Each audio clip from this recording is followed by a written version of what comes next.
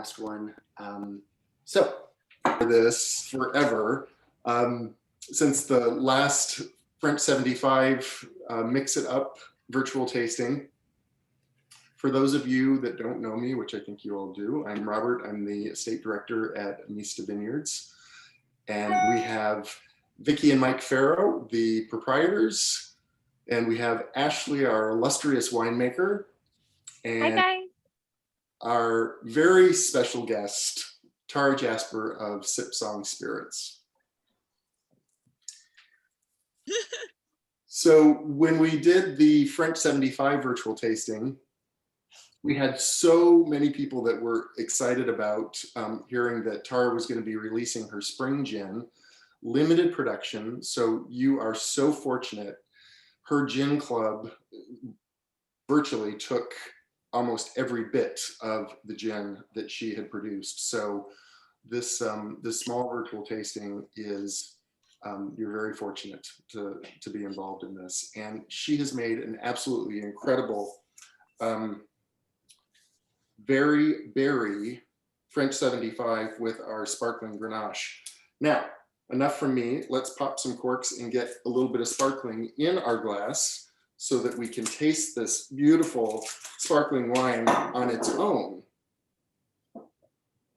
I cheated and I popped mine already. I'm ahead of you, Robert. There we go. If there's a bottle of Tara. sparkling, you can't So have it closed. I'm with you, Karen. Well, thank you everybody for being here. This is our 2019, but labeled non-vintage sparkling Grenache. And this is one of my very favorite wines that we make. It comes right from our estate property, grown right outside of our tasting room. We pick it really early, like a traditional sparkling or champagne from France. So it's picked at about 19 bricks, and bricks is a measurement of sugar in grapes. So we pick it nice and early and bring it to the winery. This one actually gets whole cluster pressed. So that little bit of blush color is just coming from the skin contact that the juice spends in the press. So it goes through about a 2.5 hour press cycle, and we just get the tiniest little blush color from that. And from there, it goes into a stainless steel tank and ferments. It takes about a month or a little bit longer sometimes to ferment in tank. And then it goes to bottle. And so this is a method champenois. So that means the traditional method of making champagne. This is, what generation upon generation has been doing in France, in Champagne region for a really long time. That means it goes through a second primary fermentation, so a second yeast fermentation in each individual bottle. So every bottle that you have, this wine was fermented in that bottle. So all the bubbles are captured under pressure in that bottle. And that's what gives it the really delicate, depending on what glass you're drinking out of, sometimes you can see the bubbles better than others, but this really, really delicate bubble and this really, really pretty fruit flavor. It spends about a year, a little bit over a year on lees in the bottle, and then we disgorge it and add just a little bit of sugar back just to take the bite out of the acidity, and then we release it. We put it under cork and release it. And I'm so excited. I did get to try this cocktail with Tara and Robert and Vicki a few weeks ago, and it's delicious. So I can't wait to see how it's tasting today. I'm so excited. Well done, Ashley. Yeah, Ashley, Thank you. Part of the replant that we did on the front of the property was so that we can increase production on the sparkling Grenache, because we sell out of it every year. And it was recognized in Ashley's talents for this specific wine by Wine Business Monthly. One of the trade publications is one of the top 10 hot brands in 2017, which is just kind of, we can't keep it in stock. So it's delicious. And then on a side note, our sparkling Mataro, which is made with the Mourvedre grapes from our vineyard, we just released that in the wine club, and it's spectacular too. That was the one that Ashley and Vicki foot treaded for us. So Tara, you're gonna have to come up with another cocktail. Right? I was gonna say that. I love doing this. This is like a dream come true. These bubbles are so spectacular. I'm in awe, Ashley. Honestly, this is so delicious, and I'm just happy to be a part of this. Thank you so much. Oh, thanks, Tara. Yeah. And I wish we were together. I can't wait. I know. Together. We will soon. Yes. Soon, yeah. Very soon. We'll be able to do these together, or maybe even in person for some of us that are a little more local. Yeah. That would be amazing. It's nice though for people who are further away Yeah. to be able to tune in and learn, and definitely. Okay, so should we get started on cocktailing? Let's do it. Okay. So some of the things, make sure you've got a knife to cut my lemon. I've got a jigger, but you know, you could use a tablespoon.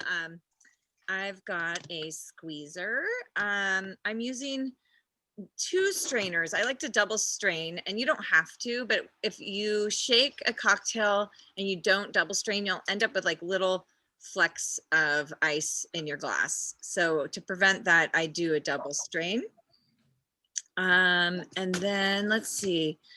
One other thing, if you have this, I should have probably added it to that berry mix, and I figured it out afterwards. And so if you have orange bitters, a lot of people have orange bitters in the house, go grab them. Or if you have grapefruit bitters or rhubarb bitters, any of those would work. I mean, I don't know how extensive your bitters collection is, but I have all of those things. I have so many. Like yours is, Ashley. I mean, it is very extensive. Oh, It's okay. So, and let's see what else. Oh, mine is not. I need to work on it. It's super fun. Okay, now before we get to mixing, if you want to just taste the spring gin all by itself, I recommend it. Just open that bottle, give it a sniff. This was what made me want to become a gin maker, was the idea of capturing this moment in time, capturing those days when the spring first starts in Healdsburg and everything is blossoming and the air you just want to float on it from your nose. Like, it's just so delicious. So that's when I made this gin. So you're smelling fava and pea and orange flower. There's a little bit of mint in there too. You'll probably taste that. There's 19 botanicals in here, and almost all of them except for the juniper, and there's green cardamom pods and green peppercorns in the pot, and everything else is distilled as a fresh botanical that was harvested that morning and then put up into the top of the still. So when the vapor comes off, it passes by those botanicals and it just briefly touches them. So this is so pretty, Tara. Thank you. Yes. Oh my gosh. I know, it's so aromatic. It's a very subtle and gentle gin. I love this gin in a martini, but I also thought French 75 would be amazing with this. So with a twist. So when I tasted the Grenache, I immediately started thinking raspberries. So there's a little raspberry liqueur in there, and then there's also some pomegranate juice that I cooked down with some sugar and added. It's a sort of berry-tastic. That's why I came up with the name. So there's a lot going on in your syrup, but I think it's lovely with all this together. So I've got my syrup here, and I said 3/4 of an ounce in the recipe, and you can do that. It's really delicious with 3/4 of an ounce, but I like just slightly less than 3/4 of an ounce. And I didn't know how to put that down and not look like a total nerd. So, so just do like slightly less, a scant 3/4, and keep your syrup once you open it, keep it in the refrigerator, and it will keep for a long time in the refrigerator. So Tara, is this just like the simple syrup that goes in the French 75, only with other stuff in it? Yeah, basically, yes. Yeah. Okay. It's a mixture of things, and I like to do that when I'm able to do a mix like this and send it out. Like if I'm just doing a basic simple syrup, I'll give people instructions to make it at home. But when I get crafty like this, there's a lot that went into making this syrup. Right. Yeah, no, I do not want to reduce pomegranates and blah, blah, blah, blah. Yeah, but it's that's what I love to do. I really do. It's one of the things I love. Good thing. It's Yeah. hard. And then after I sent them out, I was like, oh, but then I should have added the bitters. That's why I was like, like I could have added that for you guys. And so anyways, if you have them, I would suggest that. Then take your squeezer and squeeze a half an ounce of lemon. Right-hand side. Carol, would you say again how much of the syrup to put in? So I would do a scant 3/4 of an ounce. So like just under 3/4 of an ounce. And then a half an ounce of lemon. And then you're gonna do a whole 2 ounces. This is gonna pack a punch, you guys, of gin. Maybe that's why I like this cocktail so much. Okay, and so you're just gonna have those 3 ingredients in your shaker, unless you have some bitters. I haven't actually tried it with the rhubarb bitters, but I think it's gonna be really not the right kind. Yeah, No, they're not. And Yeah, but she said orange or grapefruit. then you're gonna add like I feel like, a cup of ice. oh, go ahead. Okay, so you've got 2 ounces of your gin. Don't put your sparkling in there. You want to save all those beautiful bubbles. We do that at the end. So just 2 ounces of gin, half an ounce of lemon, and 3/4 of an ounce of your mixer. And that's this one. And you can pull back on that just a little bit if you want. So like just under 3/4 of an ounce of that. And then take your shaker and add your ice, and we're gonna shake. Are you guys ready to shake? We're ready. Okay. No questions before I start shaking? Okay, here we go. Mute it. Sorry. Well, let's all shake together. Let's do it. That's a good idea, Vicky. You got a water bottle. That works. It does. Okay. Shake about 20 seconds. So we're close. We're close. Cold. It is cold. Start to get the frost on the outside. If you've got a metal shaker, you'll start to get the frost, but not like crazy frosty. So that's kind of how I judge them. Oh my God, it smells really yummy. Then I'm gonna double strain. Ooh. Okay. How does she double strain? Oh, she puts it in here. Right into your flute or your, you could also use a coupe. Sometimes with French 75s, it's easier to use a coupe glass because that double strain is tricky into I didn't spill, you guys. That was pro move right there. Okay. Now Now what do I do? you're gonna take your icy cold bubbles and you've got that beautifully emulsified gin and lemon. You just slowly pour the bubbles, very slowly. And 2 ounces, basically I just take it to it till it's full, which is about 2 ounces. Mine overflowed. Oh no, slowly, Robert. No, it's really easy to do because it foams up from the lemon and sugar and everything in there. Ashley could probably tell us exactly what's going on, but The reactions. yeah, they're reacting to each other. And I picked a little flower in the garden because I thought it would be pretty. I'm just gonna go. Oh, you didn't tell us about that, Tara. Sorry, next time. Now you know you're learning for next It time. does say edible flowers. Oh, it Oh, does. it does? Oh, recipe card. Say. Yeah. I'd always love to put flowers on top of my drinks. It's we want to make sure they're edible and that they weren't sprayed by any pesticides, of course. But if you've got an organic garden, and this is a great time to plant some edible flowers. So pansies are one of my favorites. Actually, they're probably bachelor buttons. Calendula's nice. Borage flowers are beautiful. So, Ashley, do we have any of those in our garden? Yeah, we planted pansies and calendula. and a few other kinds of edible flowers, nasturtiums and some marigolds. Yeah, so Tara, you'll have to come see the new garden boxes. Yeah. I'd love to see them. I would say nasturtiums sometimes add a little too much like flavor. Yeah, I don't think nasturtiums would be right for this, for probably any cocktail. They're more of a salad. So good. And with like, yes, totally. Cheers. Yeah, they're not a delicate flower. Cheers, everybody. Does everybody have theirs? I'm so excited to taste this. Oh, Almost. We're almost there. Karen Bouvier, you're behind. Did I taste too soon? We'll wait for you. We'll wait. I'm sorry, I'm a cocktail neophyte. All of this is new.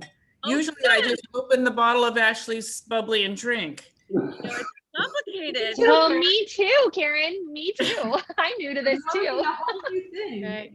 And I have 3 of us that I'm bartending for, so here we are.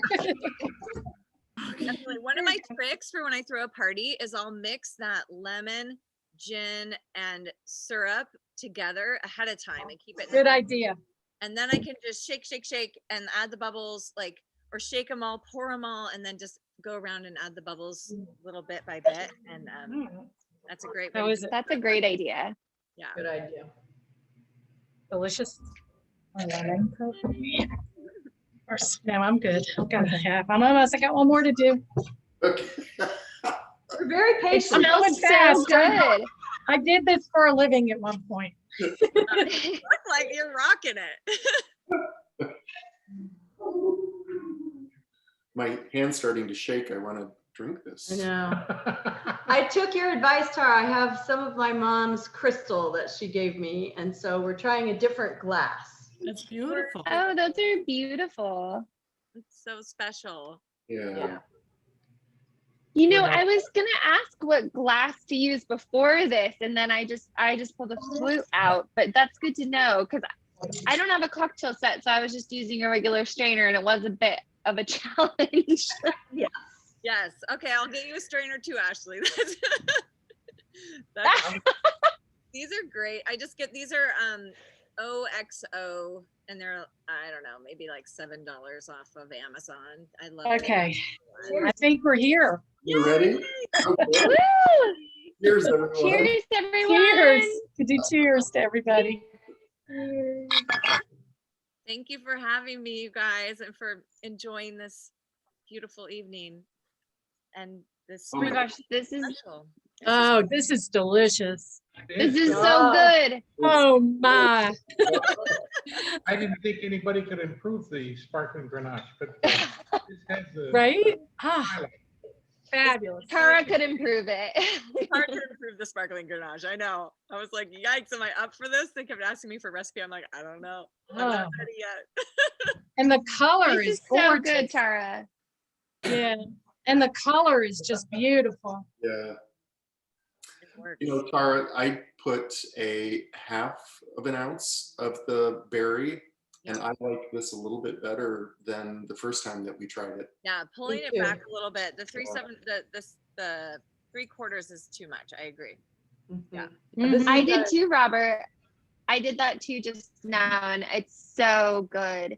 You get a little more of the Grenache flavor with it, but like just enough of the berry flavor to sort of balance it all out. It's really good. Yay. Okay, good. I'm glad you guys did that It because is amazing. the recipe and you printed the cards. Remember, I was like, did you print the cards? He's like, yes. I was like, okay, well, I'll just tell everyone We to put look back on it. 0.5 or dash 0.75, so people Yeah, Good. Oh, good. he did. Yeah, so people can kind of choose whether they like it a little, a little more berry and sweet Right. or not. It's perfect. Yes. Okay, good. this I gin practically did is that. so perfectly matched with the sparkling Grenache. Yeah.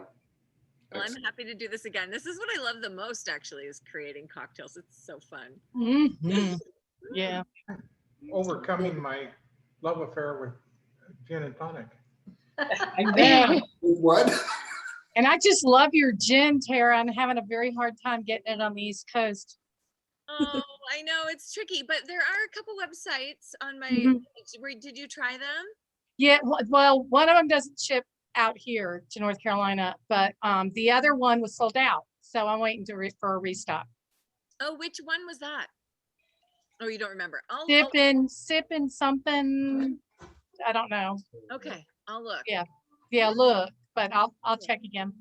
Okay, well, let me get on it first so I make sure I restock them. Okay. It's tricky. Whoops, I have a distributor, but they don't do any sales for me, so I have to do all the follow-up. Sure. Mhm. It just I need to be reminded by people who are like, hey, you're out, so thank you. It helps. So you were all on for the French 75, weren't you? I was. Awesome. Oh, No, so- you weren't. That was really delicious too. And these are two completely different gins. Yeah. So, Indira Yeah. is like really, really spicy and complex. Going on in Indira. Yum. Beautiful in a French 75. So gorgeous. And then this is spring is a completely different thing. And I would recommend trying making a martini with it. Yes. A little twist of lemon. Mhm. So, a little bit of Dolan or a little tiny bit of Dolan, the dry vermouth. So good. But I'll hold it. not too much, just like a little bit. So Tara, just because the other Karen, not Karen Bouvier, they weren't on for the French 75. Why don't you share a little bit about Sipsong and what you do? Oh, sure. And Yes. then remind everybody what your relationship is with Ashley. Yes. Okay. Yes, I make gin. So I'm I love culinary arts. I love food and wine. And I went to culinary school for 2 years and was just following my heart, trying to figure out what it is I'm put on this planet for. And I just kept following my taste buds around because I was pretty sure that I was supposed to do something to do with that. I tried winemaking. I had vineyards for 5 years, actually managed a vineyard. So I love the wine world, but I also knew that there was something else for me and I didn't know what it was. So let's see, 2016 is when the light bulb just completely went on. I just knew. I figured it out. It was gin, and it was completely random because I'm not a big spirits drinker. I'm not like my husband couldn't believe it when I said I wanted to start a gin distillery. He thought I was crazy. He did, but it just all made sense to me. My love of blending spices in the didn't have the kitchen. courage to say it. I've been really fascinated with Indian cooking, Thai cooking, anything that draws from a lot of different flavor profiles, and then also fusion cooking is so interesting to me. So once I realized how gin was made, and I'd already started distilling at that point, so I'd already fallen in love with distilling. It just made sense that I was supposed to be involved with modern gins, which is not London Dry. London, there's plenty of people making really good London Dry, so I don't feel the need to do that, but I feel the need to show people how dynamic gin can be, how beautiful it is paired with food, and champagne, how beautiful it is paired with methodoise. How do I say it? Champenoise. Champenois. Yes. It's just so beautiful with your bubbles, Ashley. And so Ashley and I have been friends since our kids went to preschool together, and they're so cute. We really have to get them all together. I would love that. I know. It's Living been a out- funny year of separation, but our kids have seen nobody for so long, and we really isolated. We're out in the middle of nowhere. Because we have some severe asthma in my family. So, and my son is still not vaccinated. He's 11, and he's the one who's almost died a couple times from his asthma. So we're just like, yay, we're in the middle of nowhere. But it's been interesting to continue my business while I'm here. People still really want to drink beautiful gin, so I come home and I make, and then I come back out here. I really love doing this with you guys. Thank you so much for having me. And I should say, the Indira, the spring hasn't really been entered into any contests because I just make one batch once a year. And actually last year that batch was about to happen when COVID hit. So I was ready for it. I had I use corn for this. It's a corn base. And so I had 191.4 proof corn spirit ready to go, a big tote of it. And COVID hit and everybody was out of hand sanitizer. It was crazy. It was like insane. And the ingredient that they couldn't get was that high proof spirit. That's what they were out of. And I had a 270 gallon tote of it. And I was like, oh crap, I need to make hand sanitizer. That okay. And so I did. So I got the FDA approval and all the ingredients. That there was just a couple of other ingredients that need to go into it. You need to put something in it that makes it so it tastes bad. Did you know that? Pretty funny. No. Yeah, because it's really good, like really good, clean. Like some people kind of drink it. Drink it. You have to put something in it that makes it taste bad. Isn't that funny? Yeah. So, anyways, I learned a lot about the FDA, and we made crazy amounts of hand sanitizer. Those Sonoma brothers helped me because I was still healing. I had breast cancer, so I was still healing from my surgeries. But I did everything from laying in a bed on my back with my phone. And all the ordering and the FDA, and then they did the actual making. So that's how we partnered. And it was awesome because we ended up making over 5,000 gallons of hand sanitizer. So that first 270 was my spirit that was supposed to be spring. So spring didn't happen last year. And we supplied Healdsburg Hospital, like a whole bunch of places that were desperate. And it was just crazy. So anyway, that's a great story, Tara. History there. Spring gin became hand sanitizer last year. So I want to know, so you make spring gin and like, can't you make 4 different gins a year? Like, isn't too few? Yes, it is too few. It is. Totally agree. And I'm super inspired by the coast right now. Definitely envisioning something more briny flavors. Ooh. Yeah, so that's gonna happen. There's a lot of creativity that's like all cooped up in me and can't wait to get out. But I have 3 little kids and my husband works 24/7. So I am the backbone of the family. So this is my passion, getting to live out loud, and I'm so grateful for you guys appreciating it. And I think as the kids get older, I will have more time. And especially with COVID, they're all 3 home with me all the time. You know, I was mountain biking with them right before this. So, yeah. Well, So what do you guys think? I want to hear from others. Like, what questions do you have? What thoughts do you have? I like it. Thank you, Mike. Thank you, Mike. He likes it. He loves it. Like, I love it, no question. Almost gone.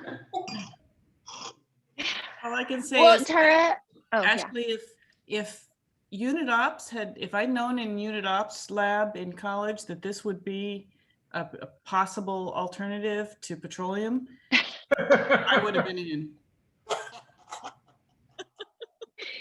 You know, it's funny because I studied chemical engineering, as some of you know, and I didn't know this either. I'm like, why didn't they tell me this was an option? I feel like there would have been so many more chemical engineers in winemaking if they knew how fun this was. Absolutely. It So, beats petroleum hands down. agreed. Yeah. So Speaking, Tara, I have a question for you. Oh, sorry. Vicki, do you want to go ahead? I was just going to say, speaking of engineering and women in science, I am going to have to leave you. I am going to a webinar to see the woman who created the COVID art. She works for the CDC and she's an artist, but she created the thing that we all see about COVID, and I'm really fascinated to see what her story is. So Mike will be still here, but I'm going to sign off so that I can go do that. Okay, thanks. She's gonna Thank leave you, her class. Vicki. I'm not Yeah, leaving for you. class. Thank you, Vicki. My glass. Oh my gosh. taking your goal. So Tara, for the gin novice, which is me, although you're like, I feel like if we keep doing these like blending, you know, cocktail makings, I'm gonna be I'm gonna know so much more about gin. But can you tell me what is a London dry gin versus what you're doing? Because I don't actually know that. I might be the only one, so I'm sorry if this is a very stupid question. No, not at all. Dry has the juniper really highlighted and way out in front. Okay. So a lot of times people say to me, "Oh, I don't like gin. I'm not a big fan of juniper." And I'm like, "Well," and I'm not very pushy. I don't make them try my gin, but I'm like, "Yeah, I'm kind of with you on that." I mean, sometimes I do want to have a lot of juniper, but I don't love it when it's like 1 or 2 or 3 notes. I really want more complexity in my gin. So that's kind of where I came at this, was like, sorry, there's somebody flying by. It's really loud all of a sudden. I don't know if you hear that. But there's anyways, so basically it's just a lot more juniper is the real simple answer. And for me, there is a lot of juniper in my Indira, but it's followed up with this symphony of other flavors. So there's the toasted coriander, there's cardamom and cumin as well, which is why it's called Indira. It is like a little bit like an Indian flavor, but I love that personally. And every time I taste another gin, I'm still in love with Indira. I'm like, I keep coming back to it. And it's funny because I try gins all the time, trying to like find one that I like more because I want to be inspired for my next creation. But I still am like hooked on that one. But spring is lovely because it captures one of my favorite moments in time. So that is the point of that one, is to remember that in the dead of winter, save some of this. This will keep for like 30 years. Save some of this bottle, please. No, it won't last 30 years. Yeah. Not in my house. I was like, I don't know what you're talking about, Tara. I don't think it's gonna last that long. Well, I have like 100 gins at my house. That's It's super well, great. that's good to know, because I do taste yours, and I have felt before like slightly indifferent to gin. I'm like, it's very one note. It just tastes like juniper and alcohol. And then yours, as you know, like years ago when you were first started making it and I first started tasting them, I was like, this is so much better. This is so good. It's for the Indira, it's very like warm, like almost like, yeah, like warm baking spices. Like I use that descriptor in my tasting notes sometimes, like this just like very warming, like toasted herbs that you get in like Indian food and things. And it's really delicious. And this one is so beautiful. And I liked what you said about capturing a moment in time, because that's how I always feel about my winemaking.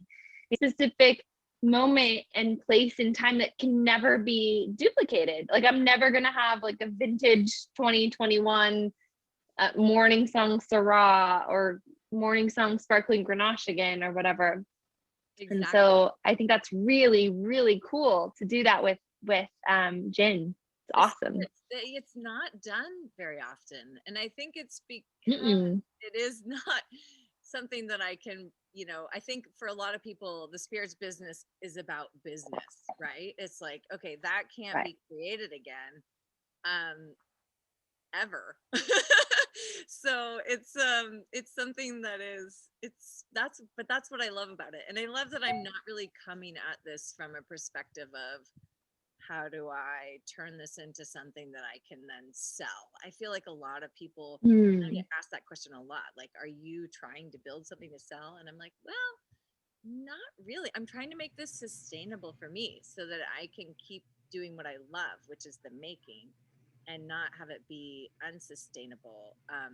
So that's one of the reasons, though, why when people try to get it at places and it's not there, that's because I'm not like sorry, I should be out there hustling more and getting it into the accounts that want it, and I'm so sorry. And I think, because I'm so tiny, I'll send you a message next time. Okay. Yeah.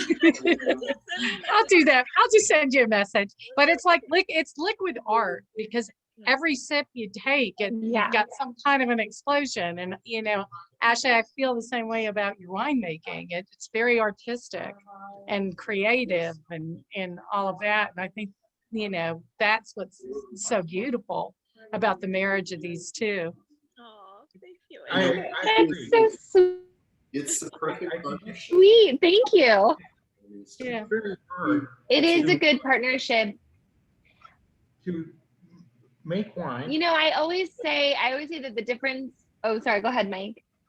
No, go ahead. Oh, You're I up. always say that wine is so special because it's never a recipe. It's never a formula. It's always like very vintage dependent. And I always feel like it's very different than other forms of alcohol, beer or spirits because of that. But Tara has like flipped that all on its head. And you're basically taking like a winemaking vintage to vintage approach to spirits. And that again, I'm a little foreign to the spirit world, but I don't think that's being done anywhere at all. And that's really cool. No, it's not being done. It's totally not being done. And I would love to do more. I would love to, and maybe I will. Maybe I'll do a summer gin. I'm not sure. It all depends on what my family is doing and how much time I have. Because the spring gin, every year that I've done it, which has only been 2, I don't want to say it nearly killed me, but it kind of did. So the first year that it came out, the week after it came out was when I found the lump in my breast, and I had breast cancer. So when I say I remember that. it nearly killed me, it was like, oh, yeah, it kind of did. But that's how much goes into it. And then when so many people are relying on me, it's this really interesting thing being a mother. Being a mother, and then having a husband who's like wonderful but very, very busy in his own world. And so they're finally at an age where they can feed themselves though, so that's good. Yeah. They need to teach my children because my children are very helpless in the feeding themselves department. Oh my gosh, it's really great. It's because when I leave them alone with their dad, they've had to figure out how to feed themselves. Absolutely. That's how they've learned. Or one more casserole coming into the house. Yeah. It's Oh my God. Honestly, yeah, Tara, I was there with you at one point. I'm also a survivor, and I had very young children when I was diagnosed as well. So I feel that. I know that. You are there. And look at you now. Yay! Right. Hey, 15, 18 years Yay! out. That's So there you go. Oh, Is that There a you go. grandbaby on your lap? it's gonna make me cry. Barb, was that a grandbaby on your lap?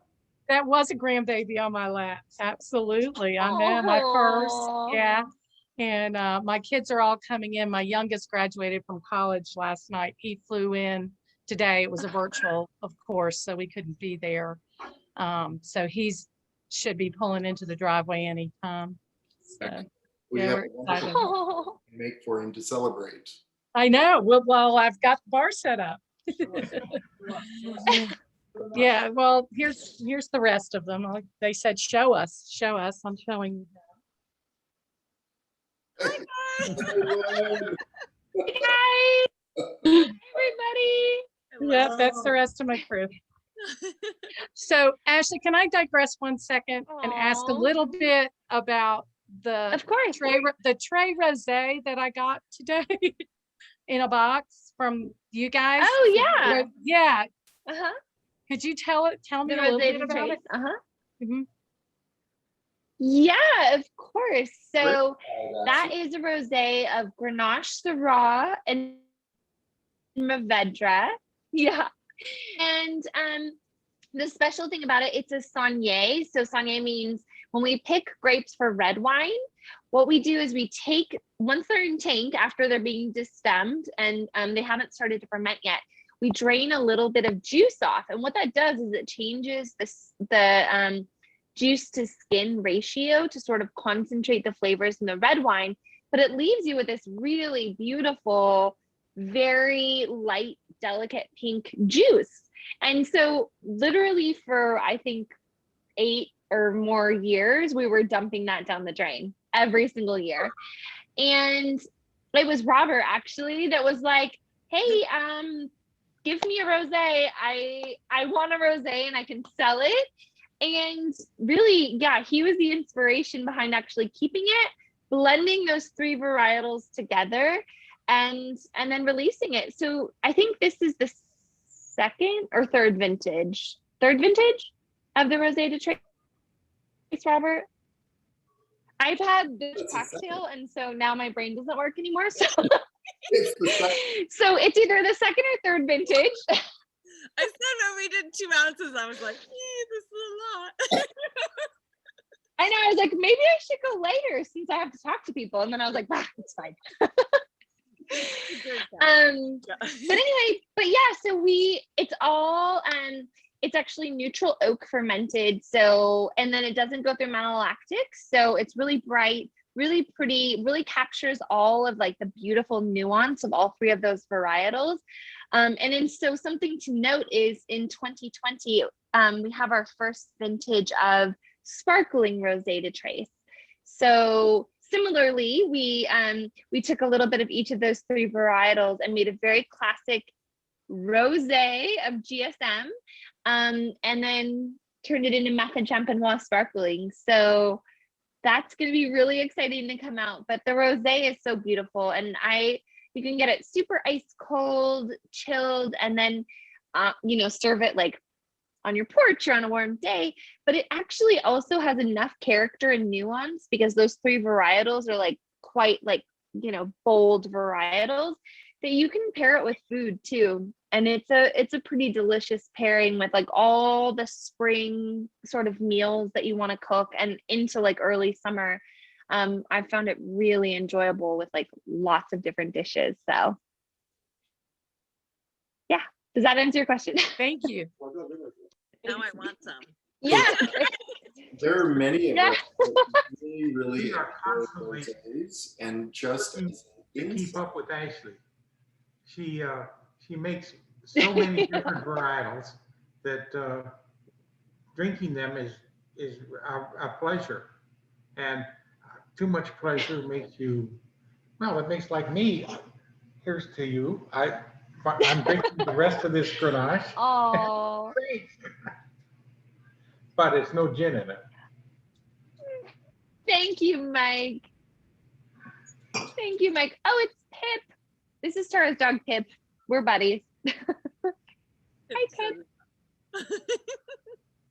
I also have little So cute.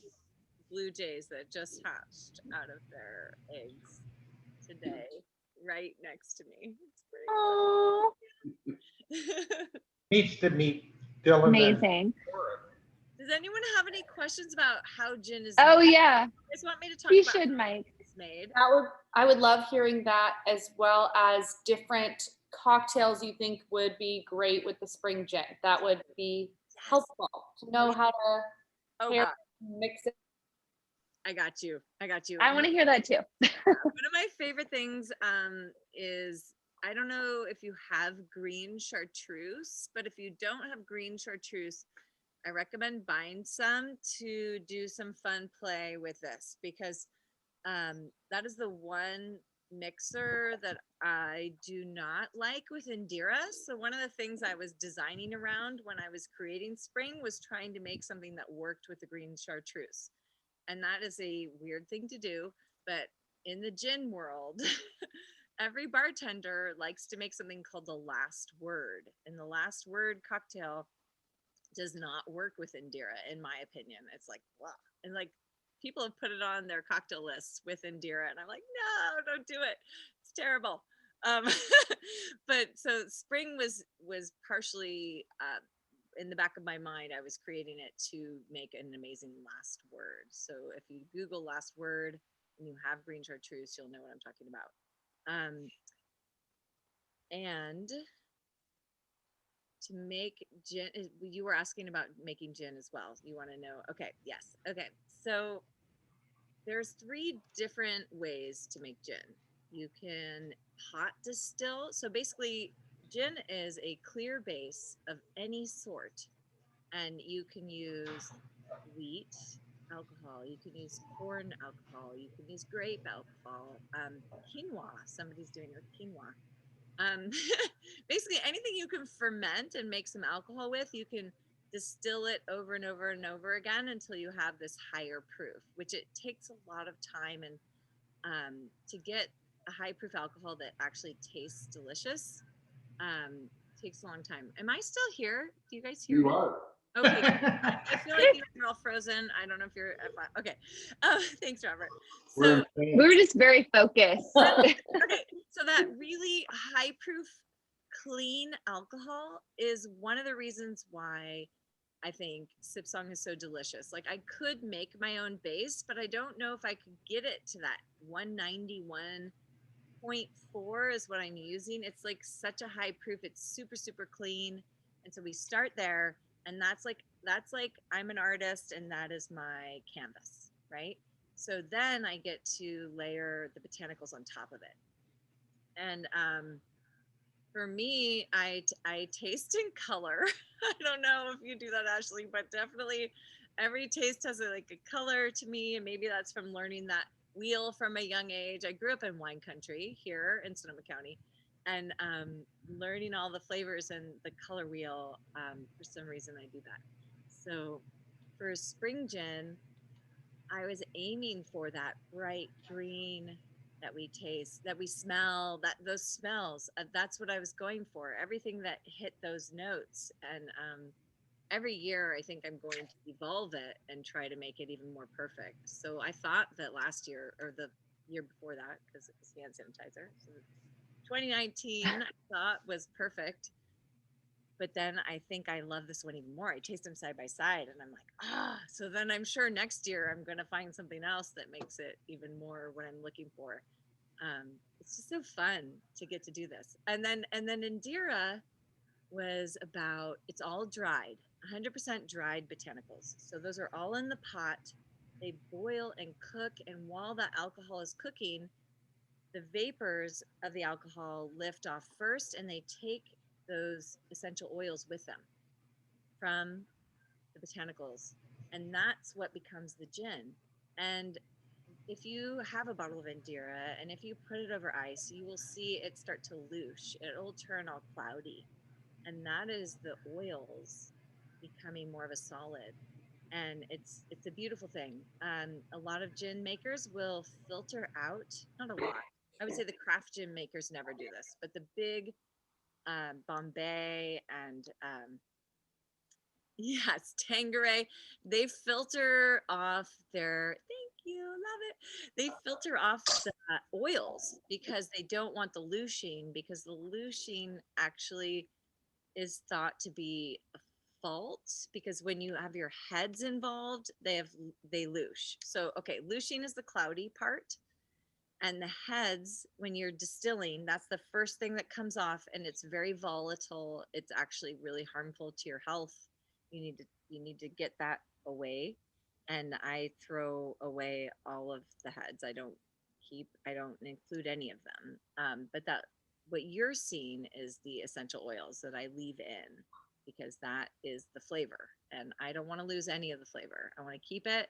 It's all beneficial to your health as well. So there's no reasons to filter it out. Okay, so now that's pot distillation. Vapor distillation is what spring is, mostly vapor. That's all fresh botanicals.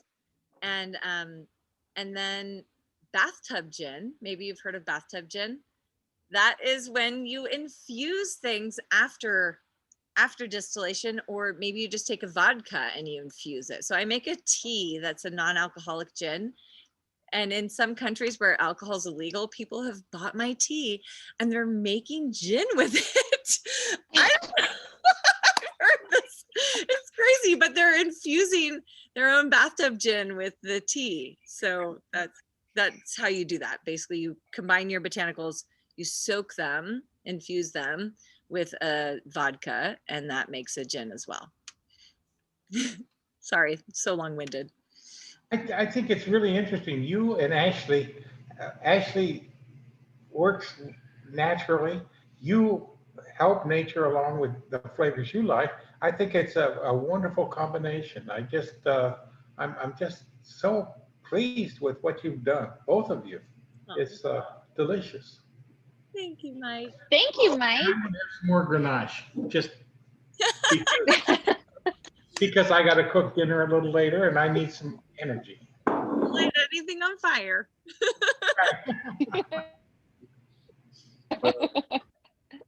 Does anyone else have Oh any my questions? gosh. I just have to say, I feel so warm about the friendship, the partnership with Amista and Sipsong and Ashley and Tara. Your long relationship as friends. It's just, it couldn't be any better. Agreed. Cheers, you guys. Agreed for sure. So Cheers to you. keep How your if we do this again and make it like like seasonal, like every new gin will do a new pair? well. Maybe I we can just- do it yeah. tomorrow. Maybe I'm towards in. the fall, let's do the Truly Madly Sparkling as a virtual tasting with the. Yeah. Yeah, we didn't do that. Yeah, we didn't do it. We Yes, because I missed that one. right. I want to do that one too. The welcoming cocktail for our sparkling holiday party. Oh, that'd be fun. Are we gonna make them do the syrup, or are we gonna make the syrup and send it? Why don't we do both? We can video the party and let people around the country enjoy as we do it. Awesome. I would love that because I won't get there. I'm way over here. Because a lot of people don't want to fly to California just for the hell of it. Well, you I know, know. this is exactly what we've been trying to do is reconnect with club members that are on Right. the outside of the US. And this has been, Hmm. you know, an amazing year of learning. Yes. All of us. Seriously. Yeah, it really has. Seriously. Where is everybody from that's on this call? Did we do that? No, we didn't. Okay. So does everyone want to say where they're from? I'm from North Carolina, We can tell that. I guess. And it gets twangier the more gin I drink. I'm in. I suspect the top row is California. And We are. I'm from Santa Rosa, California, very near the winery, and my daughter is in Illinois, Allison. All right. But not from Illinois, let's be clear. She lives there, yeah. My wife and I live in the Bay Area. We live down on the peninsula. All right. Awesome. And just a big thank you. I mean, we really enjoyed Amista for the last couple of years. Our friends live nearby up there. And so we've gotten to visit several times. I typically am not a gin fan, but you could be changing my mind. That's my goal. I'm so happy to hear you say that. Honestly, my goal is to show Americans that gin does not need to be London Dry. It can be.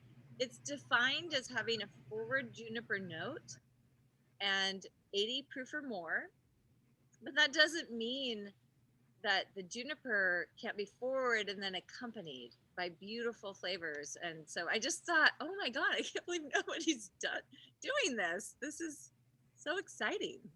Thank you. So Karen's husband, what is your name? My name is Anthony. Anthony. Yes, Nice to meet you, Anthony. Glad same. you're doing this. Okay, so I have to pipe in because my mother is Karen and my brother's name's Anthony. Hi, It's all in the family, right?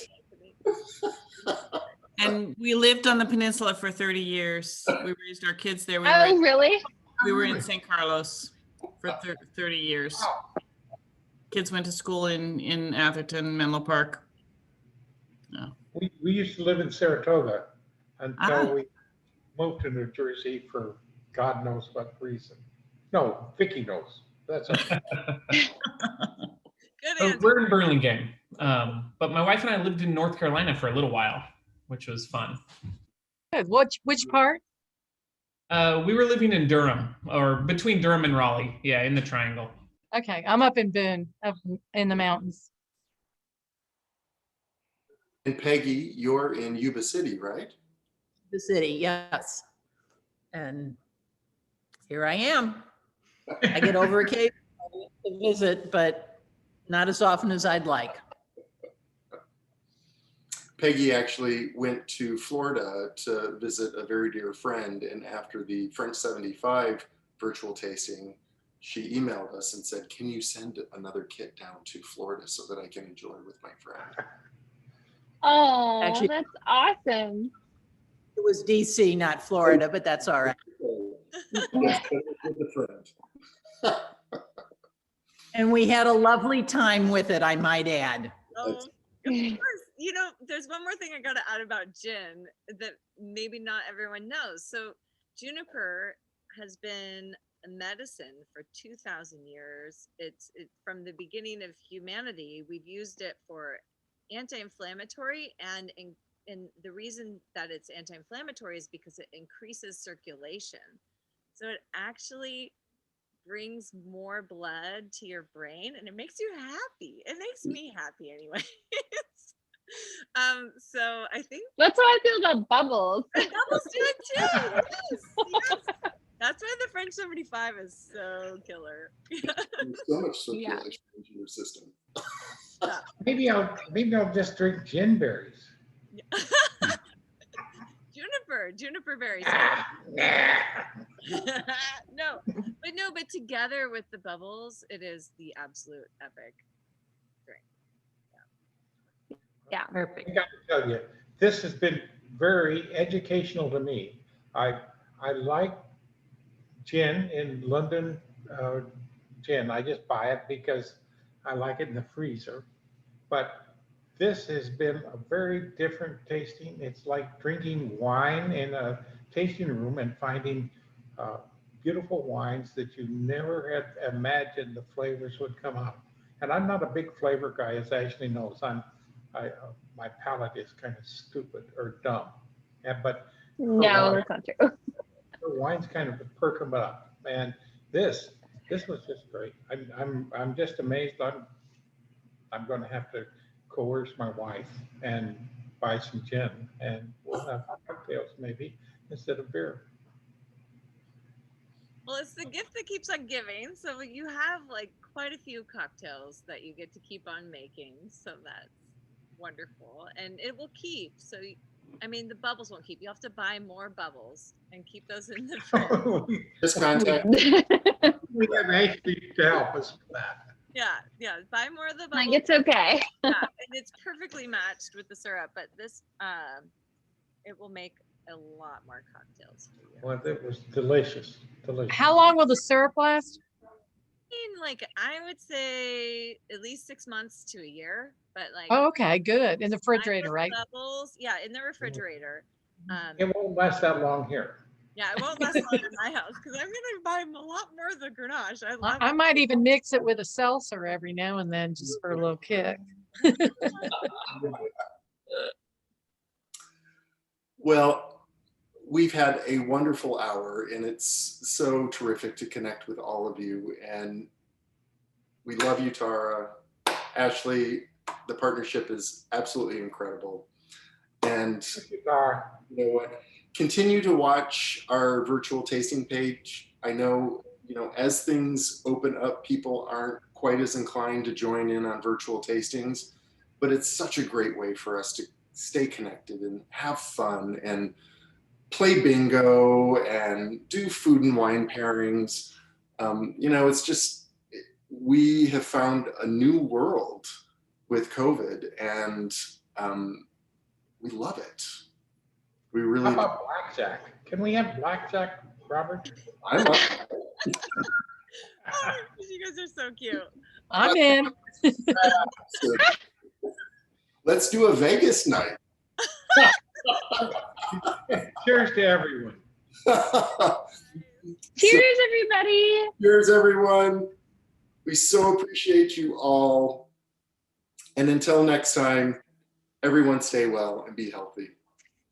Bye-bye.